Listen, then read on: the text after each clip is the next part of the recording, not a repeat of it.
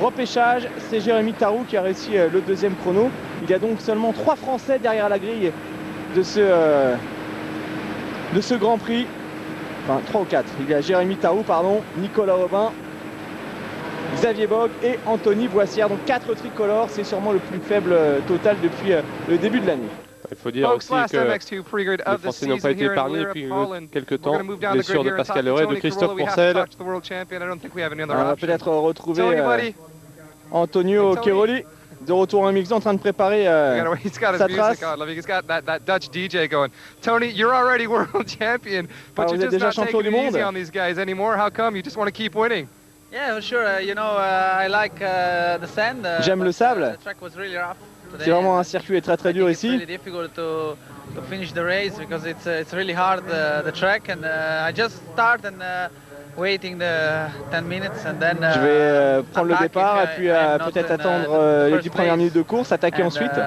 Yeah, for sure I win the championship, but I would like to win every. C'est sûr, j'ai gagné le championnat, mais vous savez, moi j'aime gagner tout le week-end. We work hard yesterday with the bike. On a vraiment travaillé très dur hier pour mettre au point la moto sur ce circuit. Congratulations again on your championship, Tony, and good luck in the race today. We'll see you at the finish bonne line. chance. Folks, we're going to step down the line here and talk to Gareth On retrouve maintenant peut-être Gareth Sonopoul. Gareth, buddy, you had a heck of a qualifier there yesterday. Gareth Sonopoul qui a gagné hier sa manche de qualif. Vous allez chercher la victoire aujourd'hui. Je vais essayer de donner le meilleur de moi-même. Aujourd'hui, ça va vraiment être une course longue, une course difficile. Il faut tout simplement être le plus régulier, commettre le moins de fautes possible. Si vous êtes sur le podium, vous aurez le sourire ce soir. Bien sûr, on va voir comment cette course va se passer pour moi. Hier, ça s'est bien passé. Il faut maintenant que je me concentre sur cette dernière course de la saison. We'll see you at the finish line. Rui Gonçalves here. Rui, this is the last GP of the season. Le Portugais lui aussi, qui est un pilote rapide dans le sable et qui est en forme en ce moment. C'est la dernière course. C'est toujours très dur ici. Je vais essayer de me concentrer pour prendre un bon départ et puis obtenir un bon résultat. Allez, Anthony, on voit tous les pilotes en train de préparer leur trace de départ. Et puis on a écouté Gareth Sonopoul, on le sait, c'est une bagarre qu'il faudra suivre avec beaucoup d'intérêt. Sonopoul qui occupe pour le moment la 6e place du classement provisoire à 5 petits points seulement derrière le français Nicolas Aubin qui occupe donc le 5e rang. Donc c'est la bagarre vraiment qui va nous tenir en haleine tout au long du week-end, car on le sait, pour le titre mondial c'est joué, c'est cet homme, le champion du monde version 2007, Antonio Cairoli. La 2e place de Tommy Searle, là aussi ça sera incontestable. Ensuite Christophe Pourcel est toujours 3e du classement provisoire mais blessé, on le sait, on espère le retrouver dès l'année prochaine en pleine possession de ses moyens. Tyler Rattray 4e du classement provisoire mais lui aussi est blessé. Et derrière, eh bien, Nicolas Aubin pointe à 42 points. Donc là, ça peut être jouable pour la 4e place du classement provisoire pour Nicolas Aubin, mais il va vraiment devoir se méfier de Gareth Sonopoul qui est redoutable dans le sable, certainement un peu plus que Nico que l'on voit ici en plein centre de l'écran avec son numéro 131. Ouais, 42 points de retard sur Rattray, il faut quasiment terminer 2 fois second pour aller chercher la 4e place du général. Ça risque d'être compliqué aujourd'hui. Et puis à suivre la performance de Gareth Sonopoul qui a toujours très bien roulé à l'Europe, notamment il y a quelques saisons lors du motocross des nations sur une grosse cylindrée. À l'époque il roulait en 450 cm3 pour le team d'Afrique du Sud sur une KTM.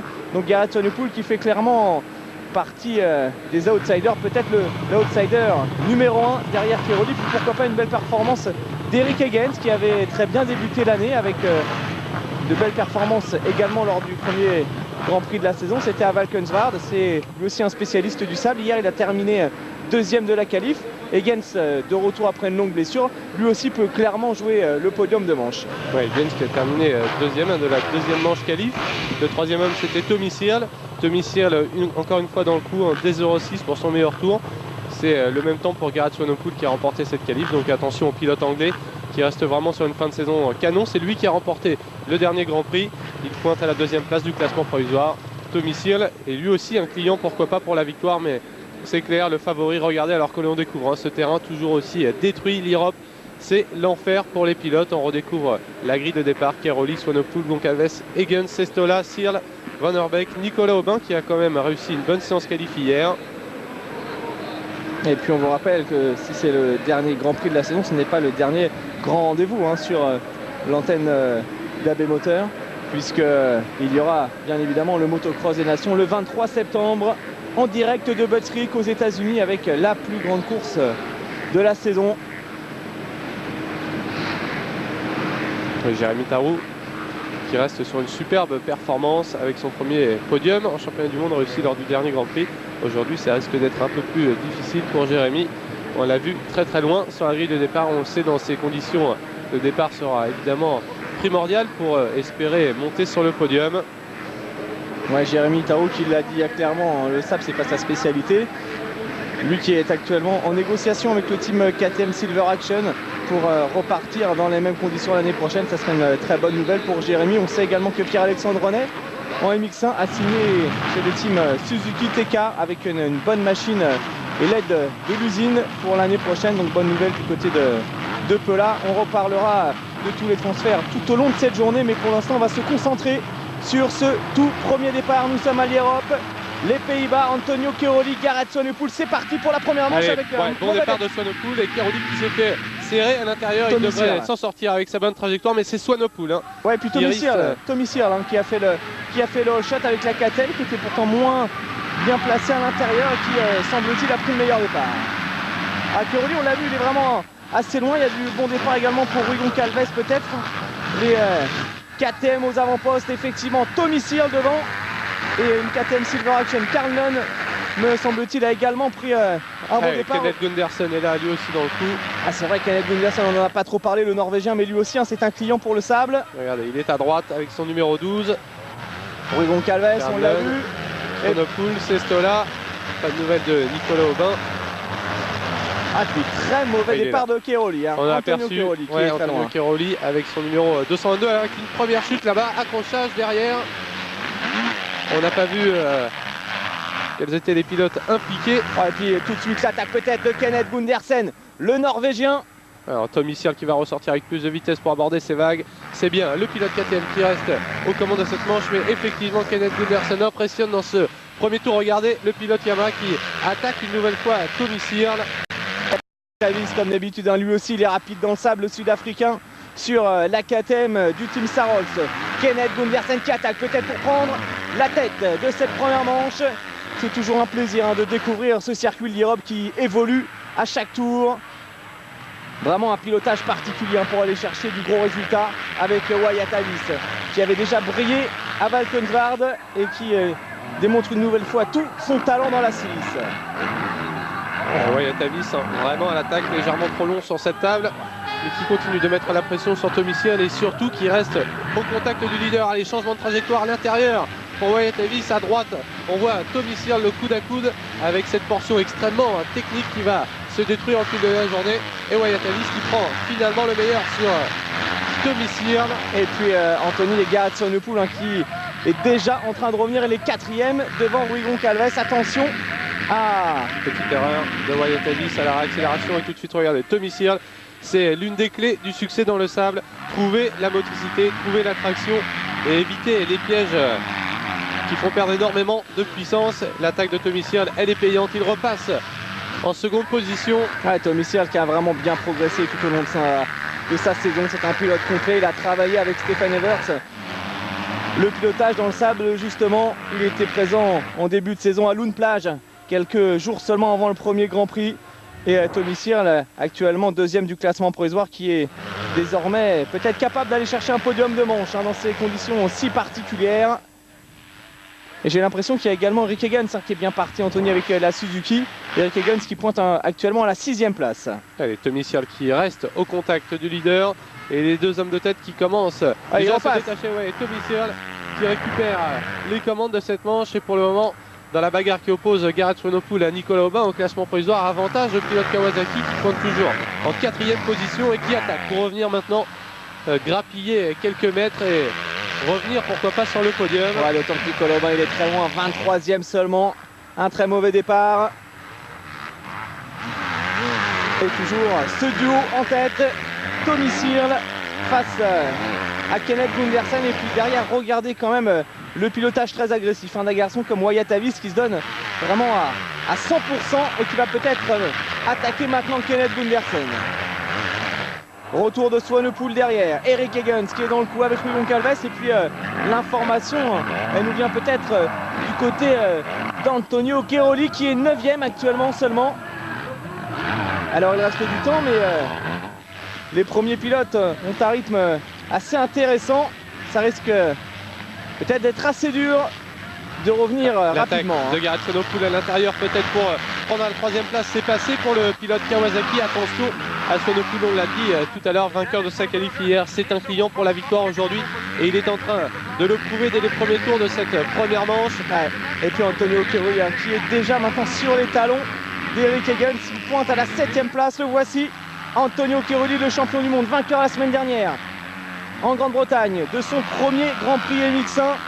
Pour une première participation, il est de retour avec la 2,5 4 temps et il l'a clairement annoncé l'an prochain.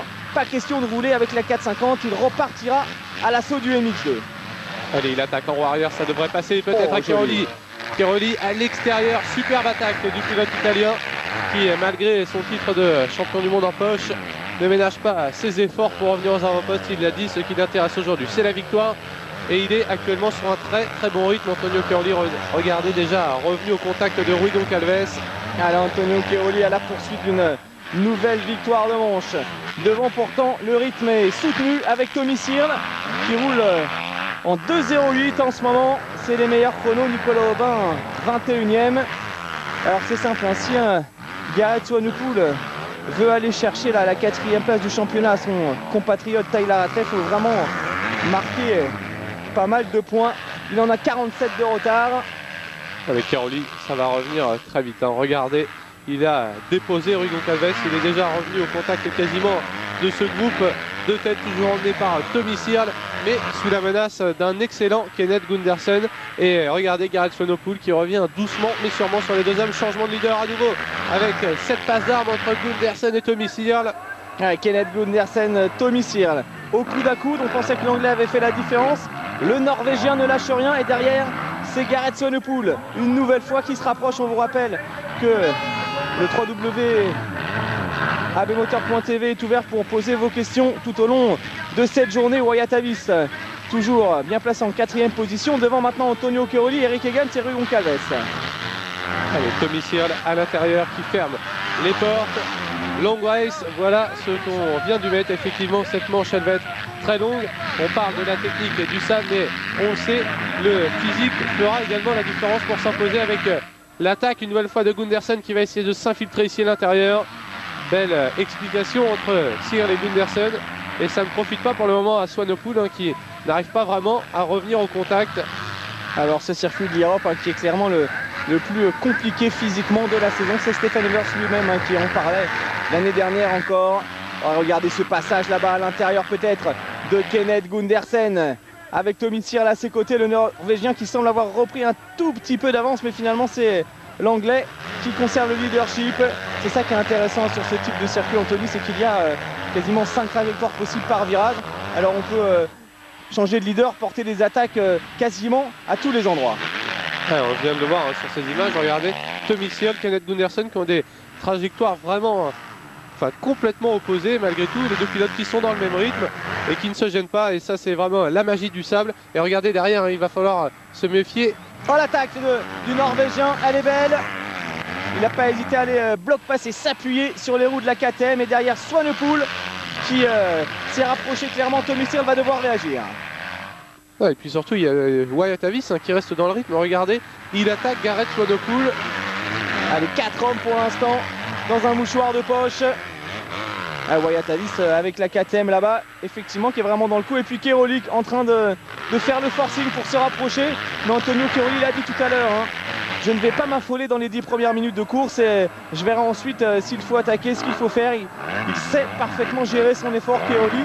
Il est peut-être en train de se dire, devant on s'explique, on va dépenser de l'énergie. Moi je vais revenir un peu plus tard.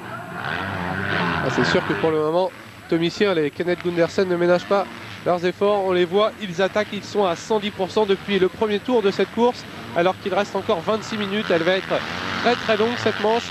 et Kenneth Gundersen qui reste sur une bonne dynamique et c'est lui qui est maintenant confortablement installé en première position.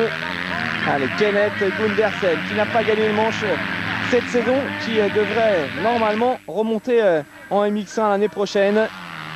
Lui qui n'a pas vraiment réussi une année exceptionnelle chez Ritchie Racing. Gundersen qui devrait retrouver le team Yamaha Dixon l'année prochaine, toujours sur Yamaha.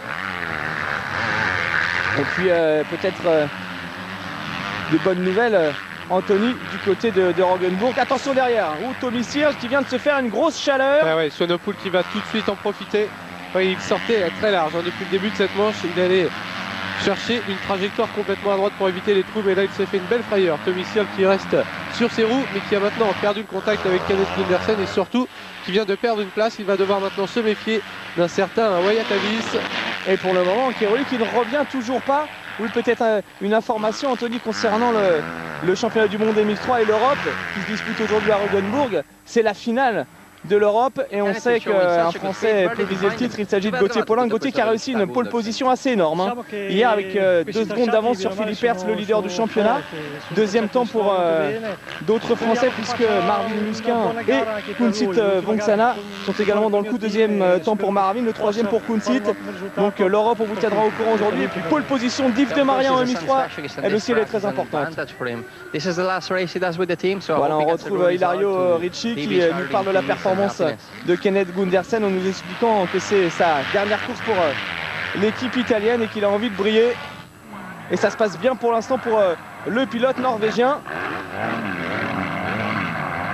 Maintenant, il reste encore 24 minutes plus de tours. Alors que Tommy Searle, Anthony s'est bien repris. Après sa faute, il est revenu en 3e position et il est à nouveau quasiment en position d'attaquer Gareth Swanepoel. Ouais, effectivement, et ce qu'il va falloir surveiller, c'est bien entendu le retour d'Antonio Cairoli de 0,8 522. C'est lui l'homme le plus rapide en piste et à ce rythme-là, il va revenir progressivement sur les 4 leaders, Antonio Cairoli. Et puis surtout, il va peut-être pouvoir profiter de cette bagarre entre Swanepoel, Tommy Searle et Wyatt Avis qui se gêne légèrement, forcément un petit peu dans les virages. Donc attention à Antonio Cairoli en fin de manche. Et Wyatt Avis qui attaque ici à l'intérieur peut-être sur Tommy Searle. Ah, elle est belle cette première manche pour l'instant de la bagarre pour les premières places. Le retour attendu d'Antonio Cairoli qui se verrait bien régler tout le monde dans les dernières minutes. Ouais, superbe attaque de Wyatt Avis, tout petit coup de frein arrière pour recouper la trajectoire. Il a ensuite effectué une très bonne accélération sans aller se planter dans le sable à l'extérieur et ça lui a permis de déposer Tommy Searle. Regardez, on en parlait, Antonio Cairoli, ça y est, qui a maintenant fondu sur ses proies puisqu'il est au contact de Tommy Searle et apparemment il ne va en faire qu'une bouchée. C'est déjà passé pour le champion du monde qui va pouvoir maintenant se pencher sur le cas de Wyatt Avis. Et Tommy Searle qui connaît un milieu de manche un petit peu difficile là. Ça fait 2-3 tours que le pilote anglais n'est plus dans le coup. Il a commis une petite erreur et surtout il a perdu 3 positions en l'espace d'un tour. Allez, Antonio Cairoli, petite question d'Olivia justement à propos d'Antonio Cairoli. L'Italien a-t-il prévu de partir aux États-Unis disputer quelques courses l'hiver prochain, quelques supercross? Absolument pas. Cairoli est très concentré sur sa préparation en MX2. Peut-être qu'il ira aux États-Unis pour s'entraîner, mais aucune course n'est programmée. Cairoli qui devait même disputer la finale du championnat US de motocross à Glen Helen et finalement il ne sera pas présent du côté de cette course. En revanche, il sera évidemment le fer de lance de l'équipe italienne au motocross des nations avec Tommy Searle qui réplique peut-être sur Antonio Cairoli, le jeune anglais qui n'a pas décidé de lâcher aussi facilement. Il repasse peut-être Tommy Searle. Ouais, Tommy Searle qui est l'un des hommes les plus rapides en piste aussi. Bon, il a effectué quelques mauvais tours, il a perdu des places, il a certainement été aussi un petit peu gêné sous la pression de ses adversaires, mais Tommy Searle est rapide et il le prouve. Il vient de redéborder Antonio Cairoli, mais on l'a vu tout de suite, la réplique du pilote italien. Belle passe d'armes entre l'actuel champion du monde de cette catégorie et son dauphin Tommy Searle. Et tout ça, ça fait toujours les affaires d'un excellent Kenneth Gundersen qui compte quasiment 3 secondes d'avance sur Swanepoel et puis 7 secondes sur le duo Cairoli-Tommy Searle. Il est repassé, Antonio Cairoli. Eric Higgins est derrière. Marcus Schiffer qui fait du bon boulot. Xavier Bogue également. Super course de Xavier Bogue, déjà brillant hier lors de sa qualif avec la 6e place. Nous sommes dans le sable profond de l'Europe et Xavier Bogue en discussion actuellement avec l'équipe Ritchie Racing. Réussit vraiment un championnat très intéressant. Avec un bon résultat aujourd'hui, il peut espérer pourquoi pas terminer à la 11e place du championnat avec 2 bonnes manches. C'est tout à fait possible. Et regardez Antonio Chiaroli maintenant en contact de Wyatt Davis. Peut-être l'attaque du champion du monde dans quelques instants maintenant. On est dans cette portion de whoops. Petite erreur de Wyatt Davis qui s'est bien rattrapé, mais Antonio Chiaroli avec plus de vitesse qui va quasiment venir se porter à la hauteur du pilote KTM. Ça va passer logiquement à l'extérieur. Et voici maintenant à l'intérieur des trajectoires complètement différentes. Et c'est finalement Antonio Chiaroli qui va trouver l'ouverture. Allez, Antonio Chiaroli, il l'avait annoncé. Il attendrait un petit peu avant de tout donner. C'est parti peut-être pour le show Antonio Chiaroli. Wyatt Davis, toujours aussi spectaculaire, qui se met en travers sur les sauts aux côtés du champion du monde. Ça va peut-être passer pour Wyatt Davis, non. Antonio Chiaroli à l'intérieur qui va garder cette 3e position. Et devant, il y a toujours Gareth Swanepoel et Kenneth Gundersen, 2 adversaires redoutables. Et on voit Antonio Chiaroli, bon, il remonte, il trouve des solutions pour déborder ses adversaires, mais sa suprématie est quand même un petit peu contestée aujourd'hui. On a vu une réplique tout à l'heure de Tommy Searle. Wyatt Davis vient de vendre également chèrement sa peau. Ouais, Wyatt Davis qui tient bien le choc dans ce début de manche quand même. Il faut souligner sa prestation. Et puis derrière, il y a Eric Higgins qui n'est pas très loin non plus avec la Suzuki. Regardez, il est en train de se rapprocher du duo Tommy Searle Wyatt Davis, alors que Gareth Swanepoel va devoir jeter peut-être un petit coup d'œil derrière avec le retour de l'Italien Antonio Chiaroli. Et puis on sait, Antonio Chiaroli est capable de garder ce rythme jusqu'au bout. Alors comment... Quelle est la gestion de la course d'Antonio? Est-ce qu'il est en forme? E non bisogna affrontarla subito, prenderla di petto, bisogna andarci un attimino. On écoute Claudio Dolcarelli, le manager d'Antonio Chiaroli. Sta guidando in maniera fantastica e speriamo che riesce ad andare a prendere Gundersen. Al momento sta girando molto forte, adesso vediamo andando avanti. Sur ce circuit, il faut prendre son temps. Antonio est vraiment mal parti. Maintenant, il fait ce qu'il a à faire, il revient tranquillement en prenant son temps. Et il a une chance importante d'aller chercher la victoire. Selon Claudio Dolcarelli qui connaît bien évidemment parfaitement son poulain, alors que regardez derrière, on en parlait, Anthony il est déjà là, c'est Eric Higgins qui a clairement déposé Wyatt Davis, qui est en train de baisser de rythme, qui a doublé Tommy Searle, et Higgins qui est tout simplement dans le rythme d'Antonio Chiaroli. Il est là, Eric Higgins, grand spécialiste du sable, alors que devant ça s'est resserré avec Gareth Swanepoel sur les talons de Kenneth Gundersen. Et ouais, 2-12 dans son dernier passage pour Kenneth Gundersen, 2-11 pour Gareth Swanepoel, c'est 1 seconde de mieux. Et le pilote Kawasaki maintenant quasiment revenu derrière Kenneth Gundersen. Et puis il va falloir surveiller également Antonio Chiaroli, 2-11 lui aussi lors de son dernier passage, c'était lui le plus rapide en piste. Et puis pour Gareth Swanepoel, il y a vraiment une double motivation. Pourquoi pas aller chercher une première victoire de manche en championnat du monde. Et MX2 pour lui cette saison, même dans sa carrière, il n'a jamais réussi ce genre de performance. Et puis tenter d'aller chercher la 4e place du championnat de Tyler Rattray.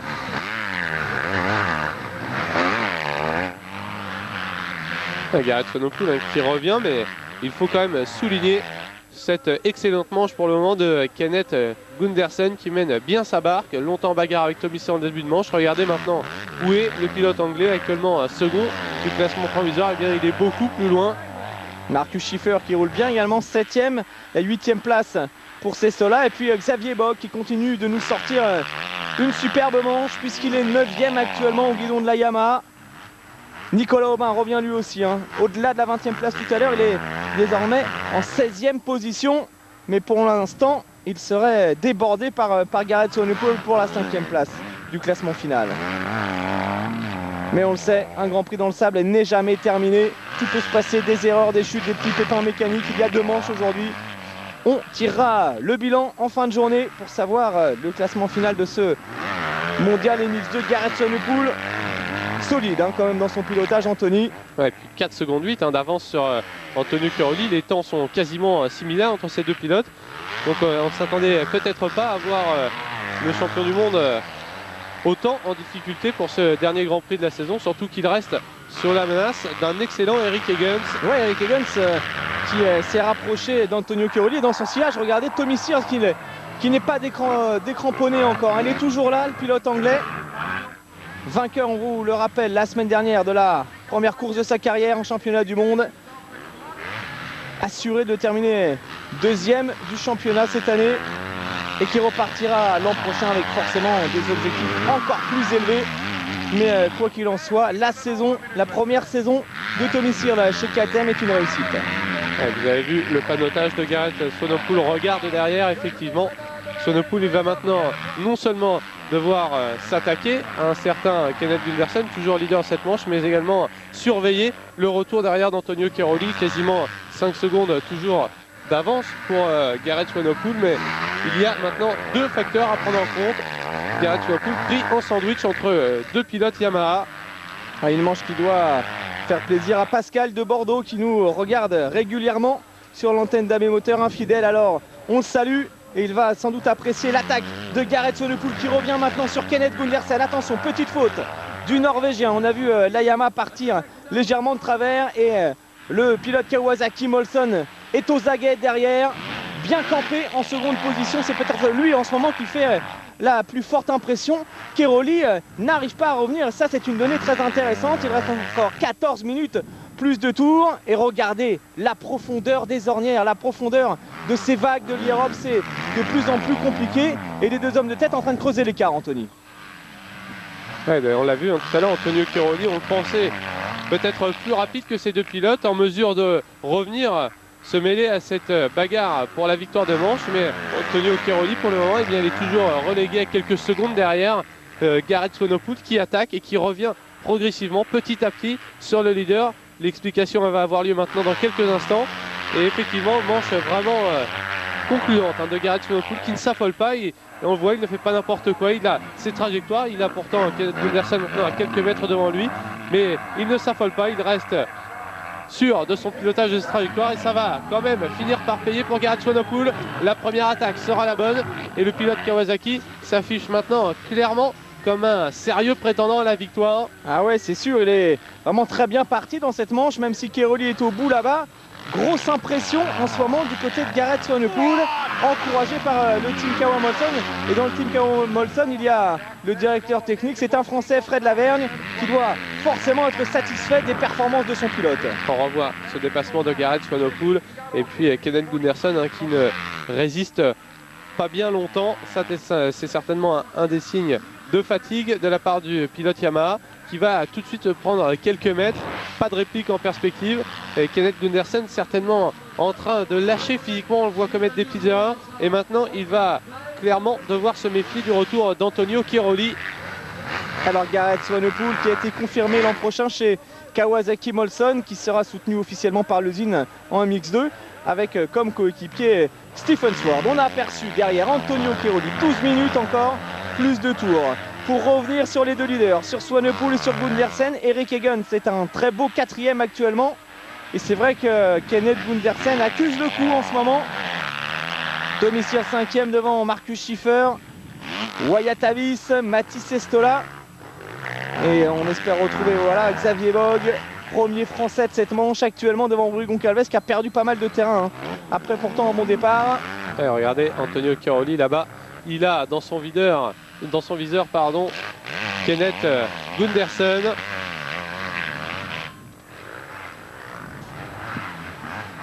Et Garrett Swanepoel qui reste toujours sur son rythme de 10 dans le dernier passage. Alors Swanepoel en train de réussir vraiment une très belle manche. Est-ce qu'il peut aller jusqu'au bout? Il est fort effectivement en ce moment. Il est en train de peut-être réaliser son rêve, aller chercher une victoire de manche.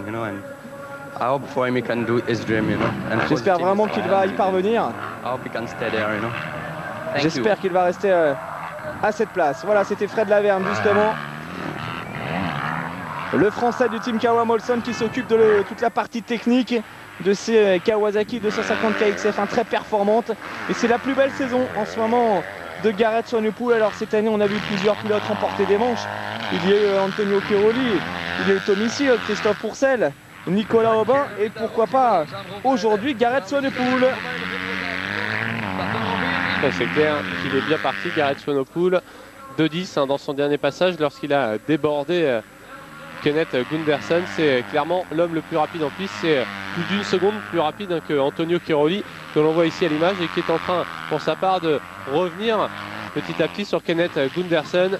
C'est l'homme en forme, Garrett Swanepoel, et il y a peut-être au bout sa première victoire de manche. Et 3 secondes 6 entre Gundersen et Cairoli, mais l'Italien est dans un meilleur rythme actuellement. L'Italien qui peut même encore espérer la victoire, il est quand même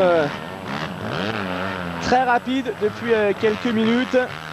Regardez, il a les deux hommes dans sa ligne de mire. Ah oui. Cairoli qui vient de claquer son meilleur tour lors du dernier passage. C'était 2 secondes plus rapide que Garrett Swanepoel et que Kenneth Gundersen. Ah, il est fort, il est vraiment très fort cette année. Antonio Cairoli, techniquement, physiquement, c'est le très haut niveau. On l'a vu déjà la semaine dernière s'imposer pour son Grand Prix MX1. Il reprend la 2,5-4 temps dans le sable, des conditions compliquées, regardez. Après un départ quand même très moyen, il met la pression dans les 10 dernières minutes de course. Il hausse le rythme et il est en train de fondre tout simplement sur les 2 leaders. Et clairement, on peut se demander comment il ne va pas remporter cette manche, Anthony, car en l'espace d'un tour seulement, il est quasiment revenu en position d'attaquer. Regardez. Ah, pour la seconde place, c'est quasiment une certitude. Il reste plus de 9 minutes de course. En revanche, il va quand même devoir se méfier de Garrett Swanepoel. Dans un premier temps, il faut déjà revenir au contact du pilote Kawasaki. Et on l'a vu, Garrett Swanepoel, il ne s'est pas affolé. Il est consistant depuis le début de cette manche. Il n'est pas du tout au-dessus de ses pompes. Il est peut-être même capable d'en remettre un coup sur la fin.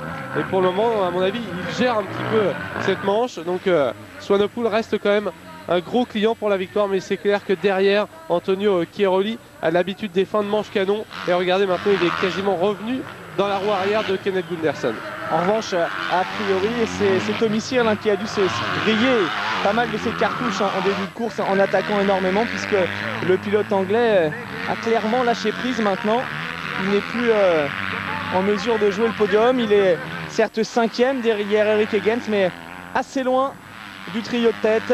Derrière, on trouve toujours un excellent Marcus Schiffer, 6e devant Wyatt Davis, Xavier Bogg, 8e, qui vient de doubler Mathis Estola. Encore une place de gagné pour Xavier, alors que Nicolas Aubin pointe en 14e position. Quelle manche de Xavier Bogg.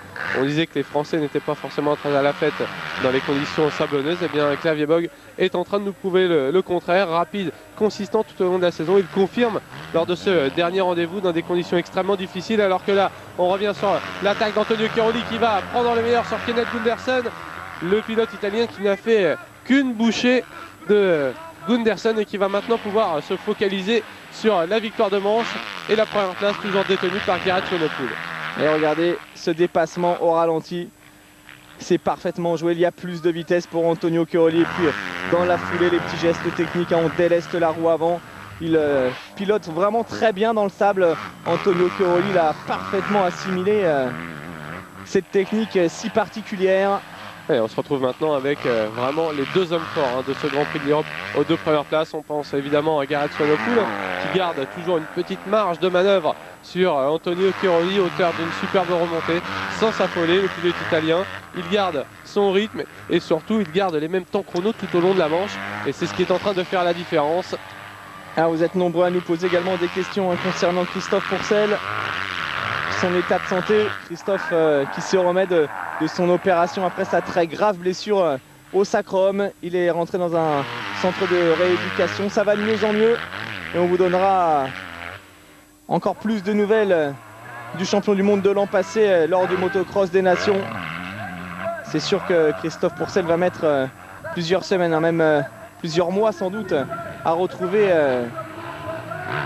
100% de son intégrité physique, mais il va bien bosser, on le connaît, son objectif c'est d'être prêt, attention à Tommy Searle, c'est d'être prêt pour débuter le championnat US de Supercross, et on peut clairement penser que le Français s'alignera sur la côte Est, car le championnat commence plus tard qu'à l'Ouest. Allez, Tommy Searle, on l'a vu encouragé par les gens de chez KTM, il est en difficulté en ce moment, Anthony. Ouais, il est en train de baisser de rythme, Tommy Searle, mais il est vraiment parti très fort hein, dans cette manche. On le disait, le physique ici c'est redoutable à l'Europe. Longtemps bagarre avec Gundersen, avec Wyatt Davis. Tommy Searle, il attaquait sans trop réfléchir, j'ai envie de dire, et il a certainement grillé ses cartouches dès le début de cette manche, et maintenant on le voit commettre des erreurs. Ces temps chronos sont en train de dégringoler, mais bon, pas de souci pour Tommy Searle, assuré de terminer second de ce championnat. Il occupe tout de même une 5e place dans cette première manche, ce qui n'est pas si mal, mais c'est clair que le pilote anglais a certainement encore besoin d'expérience dans cette catégorie, sous les yeux de Stefan Everts. Quand on parle d'expérience, là il y a pas de problème du côté de Stefan Everts, qui a pris sa retraite mais qui était vraiment l'un des cadors de ce circuit de l'Europe. Stefan Everts quasiment intouchable dans ce genre de conditions. Alors encore une question d'Olivier qui aimerait savoir quelle sera la composition de l'équipe des Nations. Searle qui est 4e hein, de la manche. Composition de l'équipe des Nations pour l'équipe de France: Nicolas Aubin, Sébastien Pourcel et Pierre-Alexandre Renet. Ouais, c'est Eric Higgins, hein, Jean-Christophe, oui, qui a dû partir à la faute, et ça permet à Xavier Bock de gagner également une place. Searle est passé 4e, Avis 5e, Schiffer 6e et Xavier Bock 7e. Anthony Boissière 20e actuellement. Nicolas Aubin, lui, navigue aux alentours de la 12e place. Et Wyatt Davis qui avait animé le début de course, on le retrouve attaqué peut-être par un Marcus Schiffer. Et le voilà, c'est passé pour Marcus Schiffer, l'un des pilotes qui a bien progressé cette année. Il est 9e du classement provisoire. Le pilote KTM à droite, coéquipier d'ailleurs de Marcus Schiffer chez KTM Sarolz.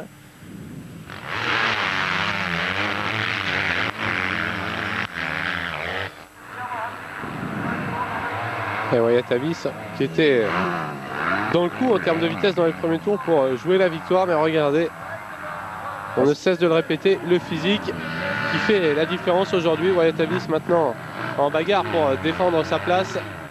Ouais, ça devrait passer, hein. Peut-être une meilleure trajectoire là-bas pour Marcus Schiffer.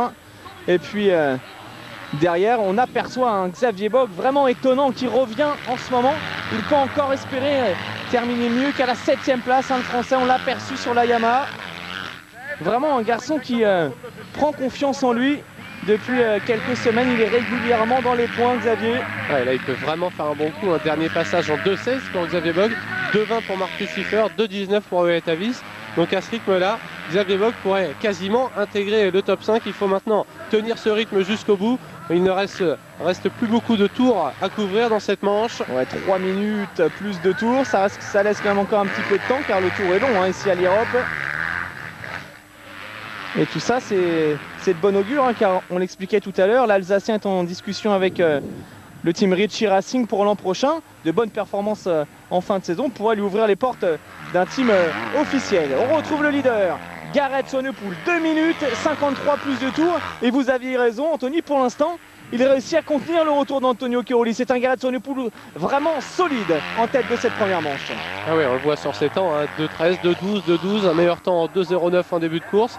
C'est un peu mieux pour Antonio Chiaroli, un meilleur tour de cette manche avec 2,08 et actuellement en 2,11. Donc Antonio Chiaroli, on le voit, il est un peu plus rapide, mais Swanepoel, il a parfaitement géré cette manche. Il ne s'est pas du tout affolé dans les premiers tours. Il a laissé devant lui s'expliquer Gundersen, Tommy Searle, qui, on l'a vu, ont complètement craqué physiquement, mais pour sa part, il va tenir ce rythme jusqu'au bout et il peut résister à Antonio Chiaroli et remporter la première manche de sa carrière. On y croit fermement, en tout cas dans le team Kawasaki Molson. Encore 4 secondes d'avance pour Garrett Swanepoel, vraiment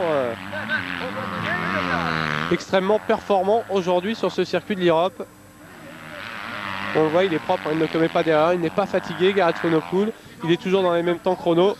Et maintenant, eh bien, la victoire se profile à l'horizon, puisqu'avec 4 secondes d'avance, alors qu'il reste à peu près 3 tours à couvrir, on le voit, Antonio Chiaroli est assez loin.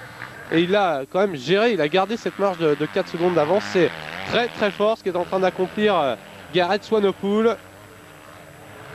Allez, 1:30 plus de tours. Cairoli derrière. Mais on connaît les fins de manche. Attention d'Antonio Cairoli. Il est capable de tout, ce garçon. Il y a 15 jours, il était revenu en Irlande. Kenneth Gunderson, on en parlait, qui est en train de craquer physiquement. Et ça, attention, ça peut faire les affaires derrière de Tommy Searle. Petite erreur de Gunderson qui est reparti. Ouais, Tommy Searle qui n'est plus très loin. Alors quand on chute, forcément, on perd pas mal d'influx. Ça pourrait permettre à l'Anglais d'aller chercher un podium de manche. C'est la bagarre qui a animé les premiers tours de cette course. Regardez, Tommy Searle, Kenneth Gunderson, qui finalement se sont fait déposer par Antonio Cairoli et Gareth Swanepoel. Et les deux pilotes qui vont maintenant se battre pour la 3e marche du podium.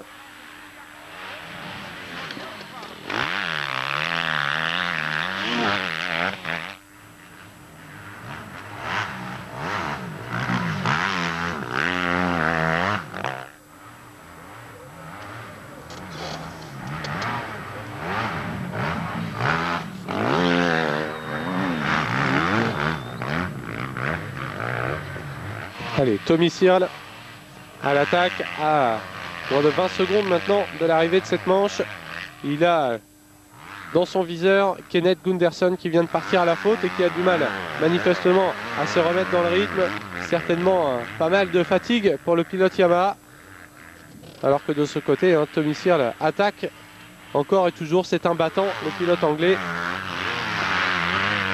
Et quelques nouvelles concernant David Villemain notamment. On sait que vous êtes nombreux à adorer le Cobra, futur officiel américain Suzuki. Et bien sachez bien que David Villemain était en France cette semaine pour passer quelques examens suite à sa chute et ses fractures de la clavicule, de l'omoplate, le sternum également. Ça va mieux pour David qui était allé voir le docteur Dufour du côté d'Aix-en-Provence et il devrait être de retour au guidon de sa nouvelle 450 normalement aux alentours du 15 octobre. Donc un Cobra plutôt en forme et qui a vraiment qu'une hâte maintenant, c'est retrouver le guidon de sa nouvelle moto.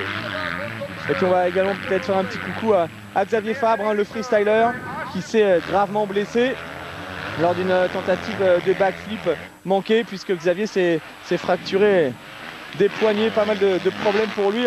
Alors on lui fait un petit coucou et on pense à lui. Allez, c'est la fin de cette manche, Anthony, et comme prévu, regardez, la locomotive, le rouleau compresseur, Antonio Cairoli, qui est revenu maintenant sur Gareth Swanepoel. La fin de manche à la Cairoli, on les connaît, on les a déjà vécus en Suède, en Irlande, où il était revenu comme un boulet de canon, et une fois de plus, il en avait sous le coup d'Antonio Cairoli. Et là, clairement, ça va être très dur pour Gareth Swanepoel. Ouais, ça y est, ça risque de passer là pour Antonio Cairoli. Quand il est dans cette position, le pilote italien, c'est rare qu'il échoue dans ses tentatives. Un seul pilote quasiment avait su lui résister, c'est Nicolas Aubin du côté de Loket. Souvenez-vous, les deux derniers tours héroïques et réussis par Nicolas pour aller chercher sa première victoire en Grand Prix. Maintenant, Swanepoel va devoir faire la même chose, contenir jusqu'au bout Cairoli, mais dans le 15e tour, il a perdu gros quand même, Gareth Swanepoel. Peut-être la pression de la victoire. Peut-être un peu de pression, certainement aussi un peu de fatigue. Il va devoir se reconcentrer s'il veut contenir Antonio Cairoli jusqu'au bout.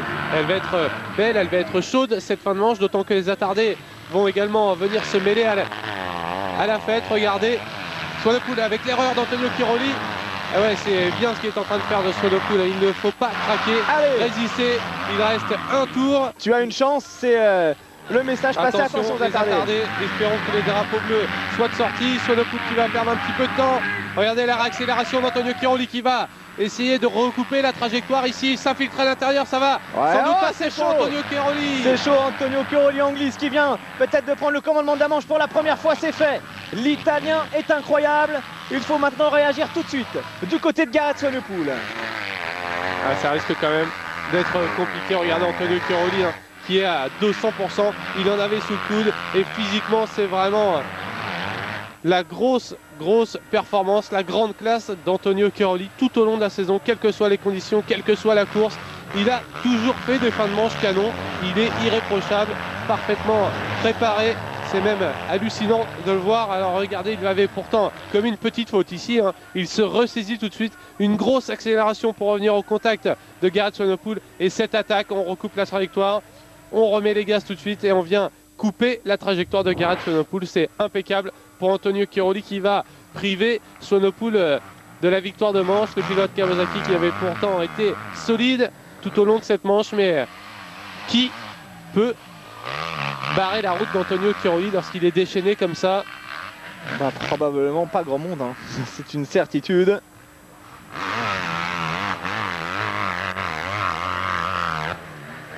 Ouais, le point levé, Antonio Cairoli le sait.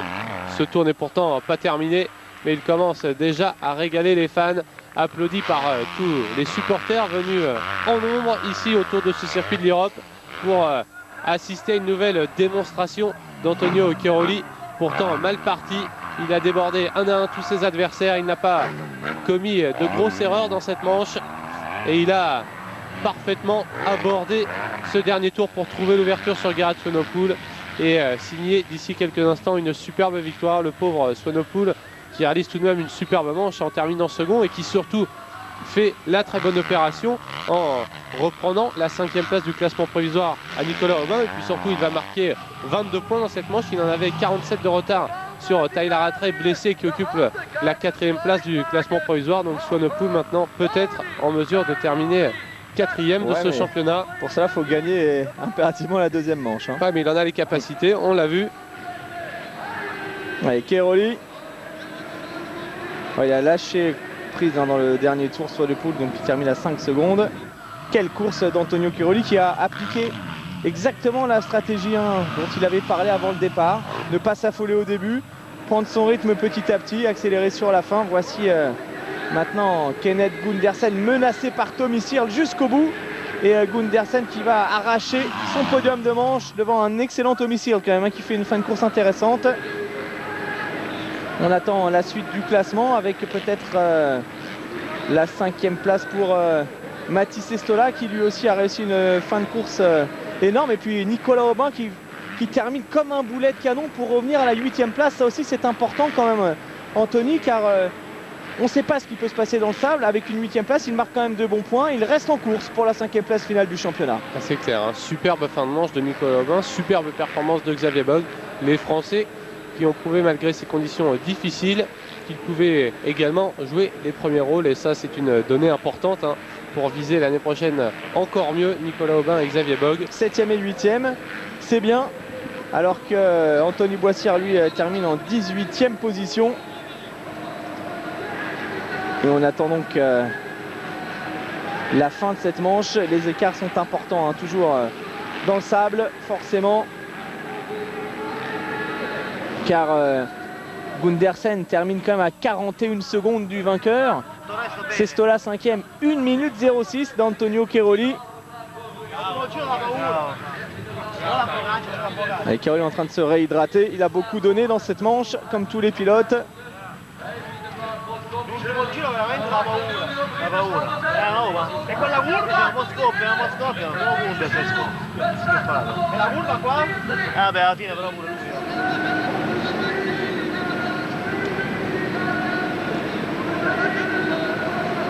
Le public qui a fait le déplacement pour ce Grand Prix de l'Europe comme d'habitude.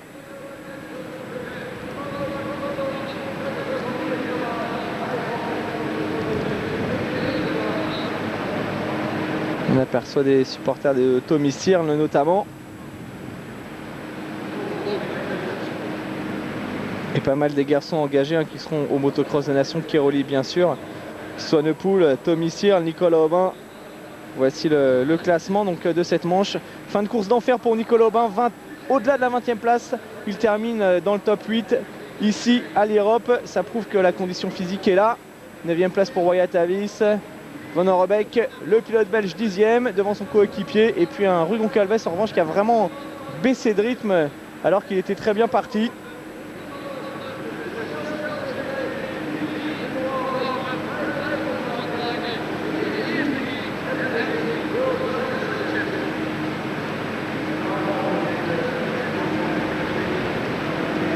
On parlait des blessés tout à l'heure, notamment de Christophe Pourcel. Pascal Leray va mieux lui aussi. Il se remet de sa fracture du scaphoïde du poignet. On voit le classement provisoire avec Swanepoel effectivement repassé 5e. Pascal Leray qui a annoncé cette semaine qu'il avait signé avec le team Suzuki. L'année prochaine, il disposera d'une 250 RMZ d'usine pour disputer le mondial MX2. Très bonne nouvelle pour le pilote tricolore qui est d'ailleurs présent aujourd'hui à l'Europe pour signer son contrat. Et puis il y avait également quelques petites questions tout à l'heure concernant Mickaël Pichon pour savoir s'il allait disputer le Grand Prix de France d'enduro au guidon de sa KTM. Effectivement, Mickaël Pichon sera au départ pour ce Grand Prix de France d'enduro et d'après les derniers bruits, Mickaël serait d'ailleurs en contact avec plusieurs teams pour disputer l'intégralité l'an prochain du championnat du monde d'enduro. Plusieurs équipes seraient intéressées pour le faire signer. Voilà, donc c'est parti pour revivre, Anthony, les meilleurs moments de cette première manche MX2 avec, pour commencer, le all shot de Tommy Searle. Tommy Searle, longtemps bagarre avec Kenneth Gundersen, mais finalement le pilote Yamaha va prendre l'ascendant et mener cette manche pendant pas mal de minutes. Derrière, il y a également une belle manche de Garrett Swanepoel, belle explication également de Wyatt Avis et de Tommy Searle, les deux pilotes KTM au coude à coude. Et puis petit à petit, Swanepoel va revenir sur Gundersen, prendre les commandes de cette manche. Gundersen qui baisse de rythme et qui se fait déborder ici même par Antonio Cairoli, le pilote italien qui ne va pas s'arrêter en si bon chemin, continuer d'attaquer pour finalement trouver l'ouverture dans le dernier tour ici sur Garrett Swanepoel. Et le champion du monde qui va donc s'imposer une nouvelle fois cette saison. C'est lui qui remporte cette première manche devant Swanepoel et Kenneth Gundersen qui va résister jusqu'au bout à Tommy Searle en fin de manche. Allez, les supporters de Cairoli qui sont là.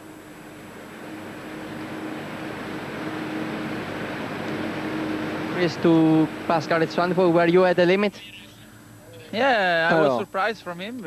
J'étais légèrement surpris de la performance de Garrett Swanepoel. Not 40 minutes, I think, but he surprised me a lot, and I just waited 20 minutes. J'ai attendu. Try to pass everyone. J'ai attendu un petit peu avant de doubler un maximum de pilotes. Et puis après les 20 premières minutes, j'ai attaqué très fort pour terminer le plus rapidement possible. Et j'ai réussi même à faire un trou assez important dans le dernier tour. Voilà la stratégie payante du côté de Cairoli, qui en dépit d'un très mauvais départ est revenu chercher encore une fois la victoire de manche et démontrer plus que jamais qu'il est un patron incontesté, incontestable de ce championnat. Cairoli qui fait honneur à son nouveau titre mondial. Garrett, Antonio passed you at the very last lap, but Garrett Antonio était plus rapide que vous dans le tout dernier tour, mais une très belle manche pour vous. Je suis à la fois content et quand même déçu. Je pensais pouvoir m'imposer, puis j'ai eu quelques petits soucis sur la fin. J'ai vraiment dépensé pas mal d'énergie pour garder le rythme. Assez dommage pour Garrett Swanepoel, il n'est pas passé loin de sa première victoire de manche. Peut-être tout à l'heure.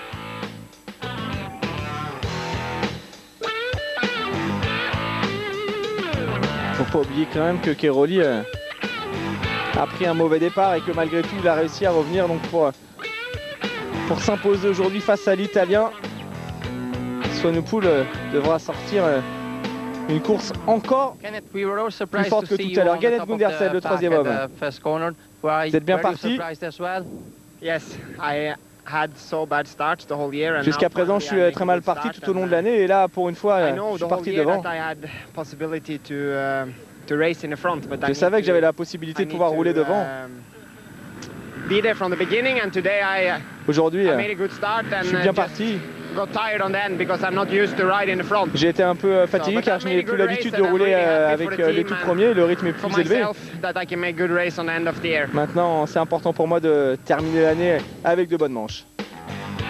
Voilà Kenneth Gundersen, le troisième homme sur le podium. Kenneth Gundersen, 10e du classement provisoire.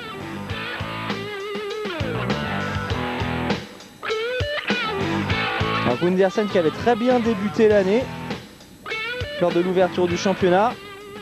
Ensuite, il avait encore réussi un podium de manche à Tuchenthal et puis depuis des courses très irrégulières. C'est donc terminé pour cette première manche MX2. On va maintenant se tourner vers la catégorie MX1. La première mauvaise nouvelle dans cette catégorie MX1.